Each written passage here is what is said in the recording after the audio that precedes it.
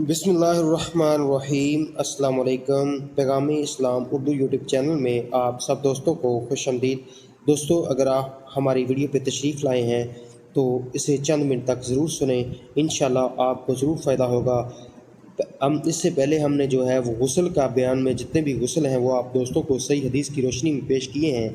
इसके बाद जो नमाज का अहम हिस्सा है वज़ू, आज हम आपको वज़ू का सही तरीका सही हदीस की रोशनी में पेश करेंगे। तो इंशाल्लाह इसके आपको ज़रूर फ़ायदा होगा और आपको इंशाल्लाह ताला पता चलेगा कि सही हदीस की रोशनी में वज़ू कैसे करना चाहिए।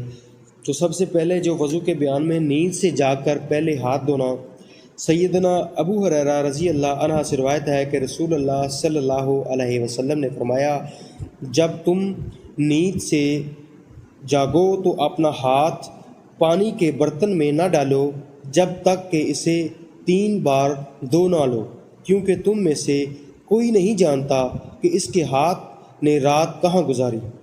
ये हदीस जो है वो सही बुखारी शरीफ की है। तो मतलब ये कि नींद से जागकर हाथ पहुँचो तक 3 बार धोने के बाद पानी के बर्तन में डालने चाहिए। हो सकता है कि रात को हाथ बदन के किसी ख़ास हिस्से को लग कर पलीत हो गया हो। 3 बार नाक झाड़ना, सैयदना अबू हुरैरा रज़ी अल्लाह अन्हा से रिवायत करते हैं कि रसूलुल्लाह सल्लल्लाहु अलैहि वसल्लम ने इरशाद फरमाया, जब तुम नींद से बेदार होकर वज़ू करने लगो तो पानी चढ़ाकर 3 बार नाक झाड़ो, क्योंकि शैतान नाक के बांसे में रात गुजारता है। ये जो हदीस है ये भी सही बुखारी शरीफ की है। तो इसी तरह सोने वाले के नाक के बांसे में शैतान के रात गुजारने की कैफियत और हकीकत अल्लाह ही बेहतर जानता है। हमारा फ़र्ज़ ईमान लाना है कि वाकई शैतान रात गुजारता है। तो इसी तरह वज़ू के दूसरे जो अरकान हैं, फ़राइज़ हैं, वो आपकी दोस्तों की खिदमत में इसके अगली वीडियो में पेश करेंगे।